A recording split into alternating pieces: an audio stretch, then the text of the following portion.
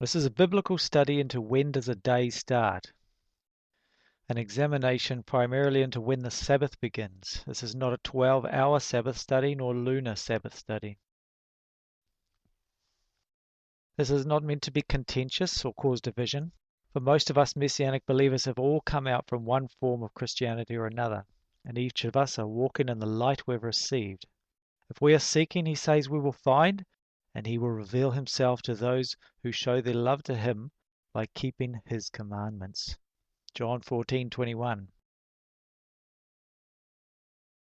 Most of us who have come out from Christianity, following traditions of man and honoring the first day of the week rather than the seventh day, look to Israel to seek the Jewish roots because we assume they are keeping the first covenant to the letter.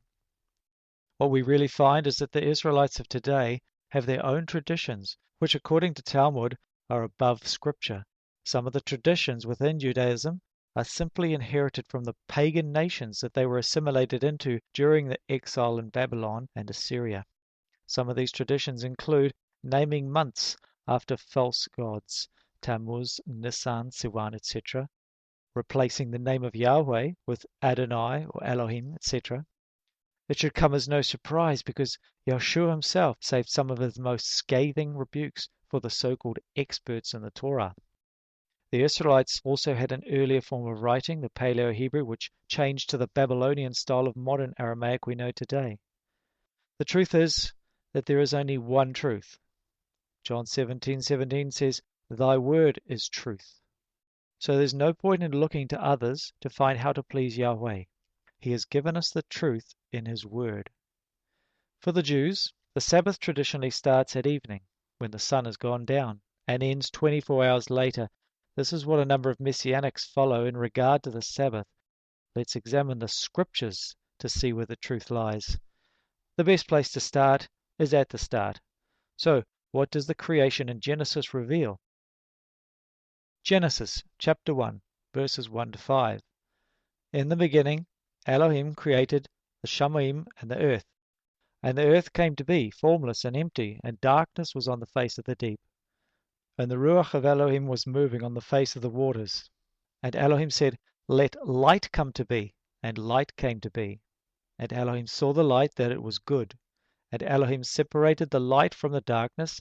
And Elohim called the light day, that's Hebrew Yom, and the darkness he called night. And there came to be evening, and there came to be morning, day one. Please note, the light was not the sunlight for the first 3 days. This is a picture of Yeshua, the Messiah, in the earth. John 12:46 reveals, "I am come as a light into the world."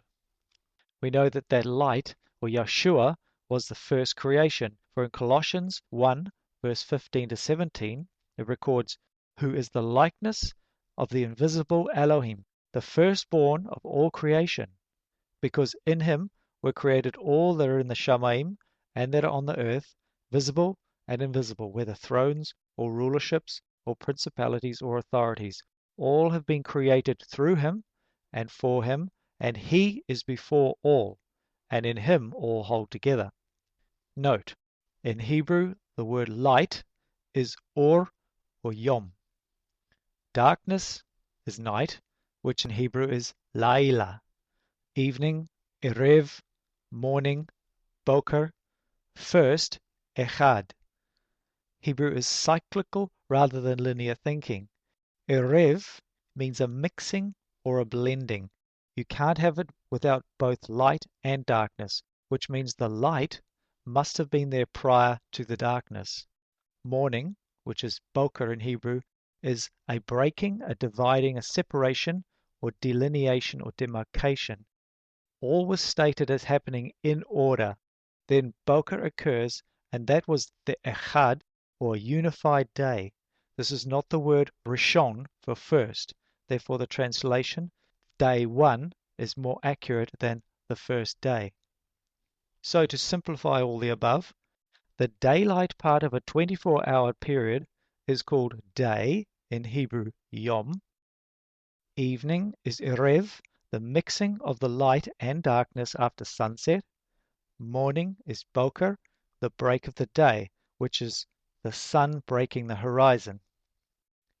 Note that it is true that Yom can mean an undefined period of time unless it is defined, as it is in the Genesis account. There came to be evening, and there came to be morning.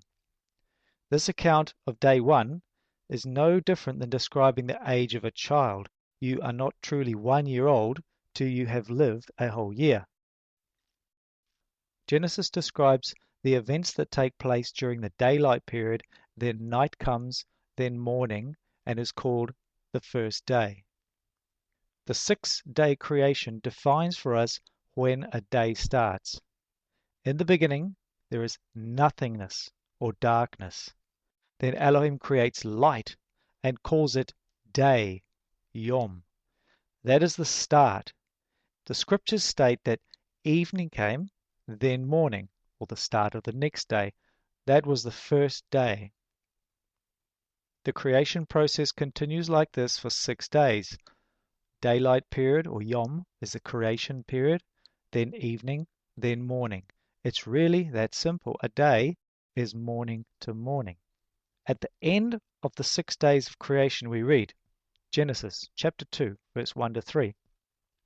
Thus the Shamayim and the earth were completed, and all their array. And on the 7th day, Yom, Elohim completed his work which he had done, and rested on the 7th day, Yom, from all his work which he had made.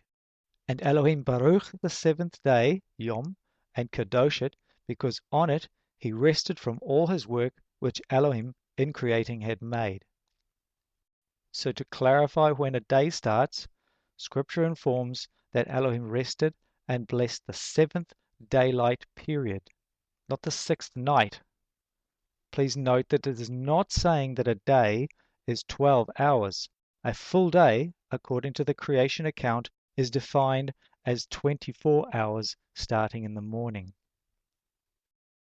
If you believe that the statement, there came to be evening and there came to be morning, the first day, supports a day beginning the evening, then you must believe that a day is only 12 hours, for evening to morning is only 12 hours. But as we see from Scripture, this is not the case.